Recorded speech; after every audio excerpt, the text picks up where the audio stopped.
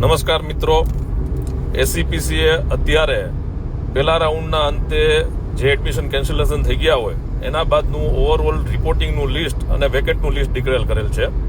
એની website ઉપર જઈને તમે ચેક કરશો તો સરકારની જે 11,400 સીટ હતી એમાંથી 9,400 સીટનું રિપોર્ટિંગ થયું છે અને 2,070 જેટલી સીટો ખાલી રહી છે.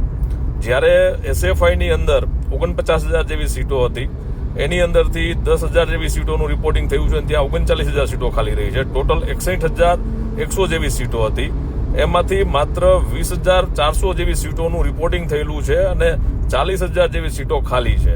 એટલે તમે લોકો તમારું જે કંઈ મેરિટ છે એ મેરિટની કમ્પેરિઝનની અંદર તમને ક્યાં મળી શકે બીજા રાઉન્ડમાં, એના માટેનું તમારે જો પ્લાનિંગ કરવું હોય તો અત્યારે તમે આ જે વેકેન્ટ સીટનું લિસ્ટ ડિક્લેર થયેલું છે એ લિસ્ટનો સરસ રીતે અભ્યાસ કરો અને બીજો રાઉન્ડ આવે ત્યારે તમારું ચોઇસ ફિલિંગ એ રીતે કરો. આભાર.